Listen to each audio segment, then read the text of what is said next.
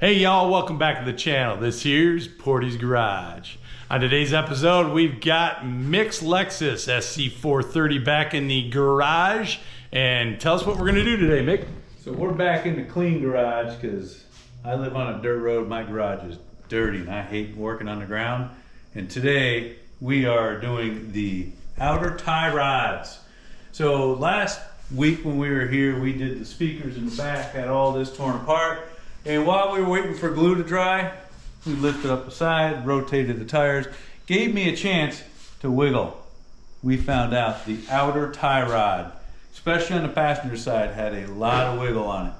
All the bushings look great on the inside, so it is definitely important to lift up, wiggle both side to side, top and bottom, see if you got any movement. We had movement on the side to side. You can see on the inside it was the outer tie rod. Had tons of movement right here. So today we are going to tackle the outer tie rod. We're going to probably video the passenger side, then we'll do the driver's side.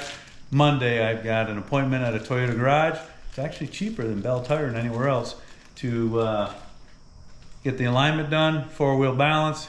Hopefully this ride's smooth as silk when we're done. Let's get the camera turned around there, Mr. Portie, and let's get to it. Yeah.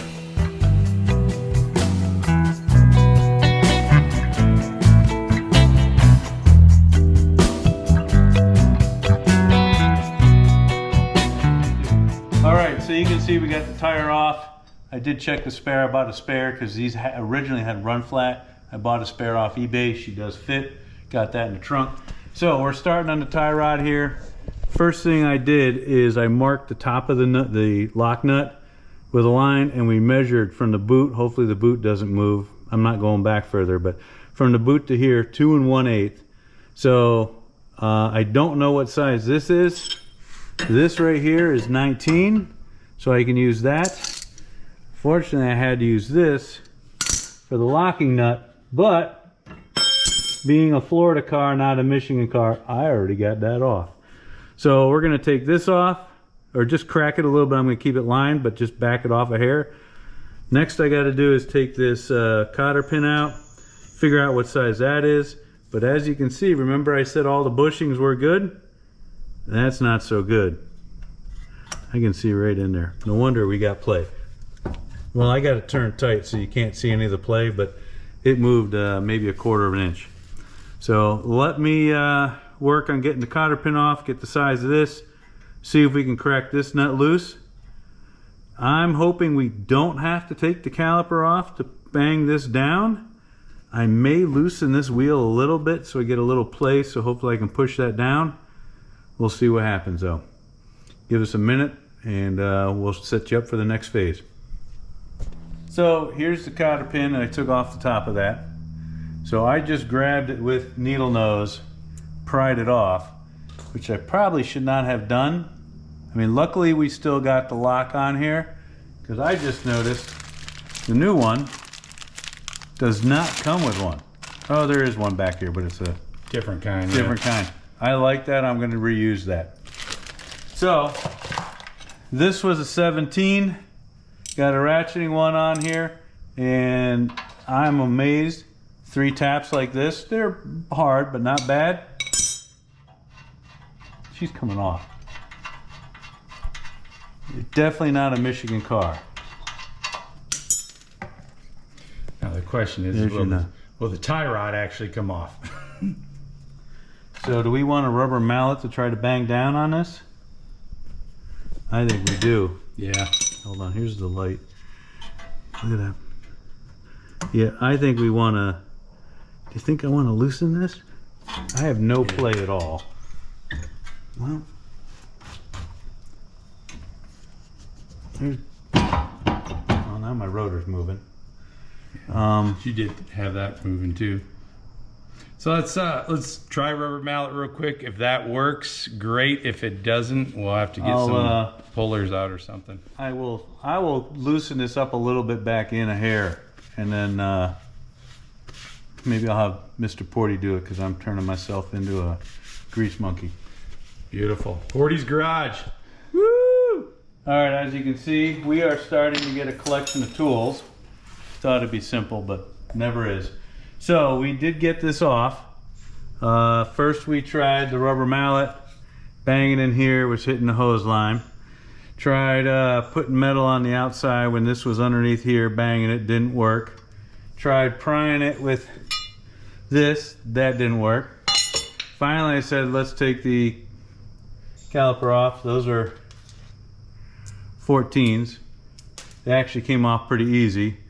Still had room to bang it, nothing worked. So what we ended up doing, putting the puller here with the inner on the top of this, which didn't quite line up, so then we put this over top of the whole thing, rested on a piece of wood, cranked it down, and she finally popped. So hopefully now we can turn this off. Oh, look at that. Look at that. Easy peasy Zambezi. That's amazing. I wonder if this has been replaced. It had to have been replaced once or twice. Well, it was a Florida car, so it's not seeing the Michigan winters. Oh, you can see I'm starting to get road dirt up here.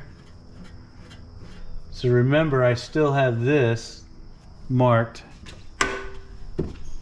So that's where that's got to go. I want to leave it off just a hair. But we got that marked, so hopefully we can line the new one back up. I mean, we did beat on this a little bit. But you can see that's why my hands are so black. All the grease is coming out of the bushing.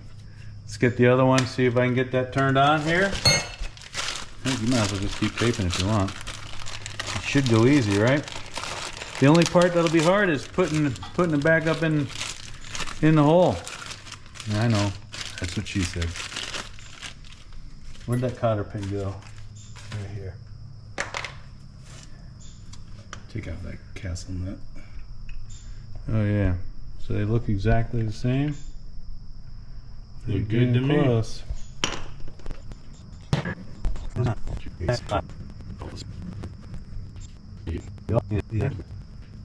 So it's not quite the same.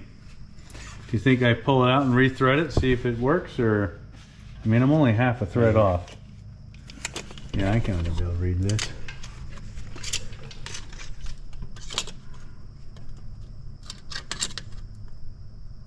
That's a hair less. No, that's an 1/8, Rob. There you go. Let's try to keep her the same. Let's see if that works. All right, so we got this back in. It was easy to twist the bowl a little bit, the nut coming up, slide it on. I got the castle nut just sitting on there.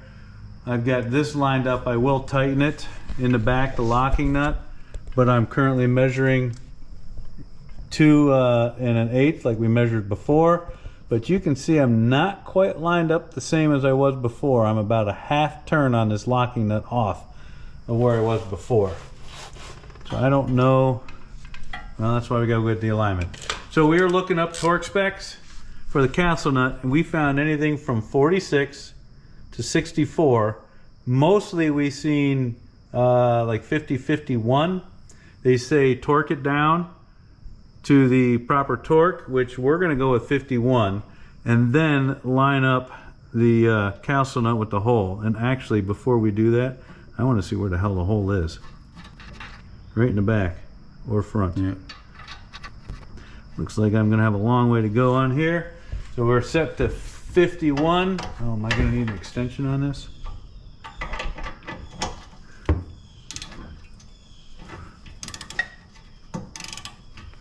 That's loose. It's going to be a little while with the short swing here.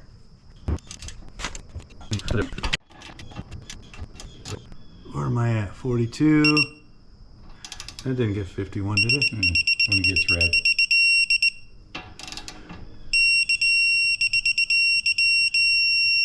You're good. All right. So now I want to try to line up. I need this light right here. How the hell am I going to see that? Oh, I do see it. I got a little more to go. There we go. See where I'm lined up? Good to go. Let's put that in and then tighten the locking nut. We should, well, the brake shoes is just about time for new brakes, huh? So we'll have to put that back together then. But it looks pretty simple. 2 piston, I like it. They look pretty clean in there. So, what do you think the best way to try to do this is?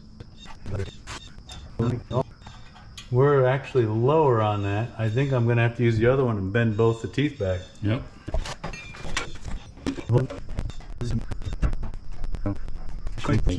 Then, I hate using this guy. Wait a minute, we're going this way. So I want that compressed this way, right?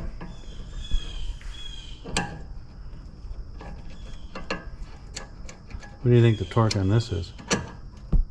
Tight.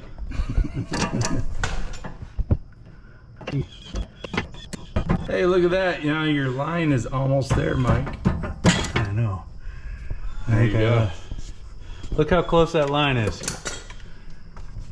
That is almost there. Yeah, I call that success. Yep.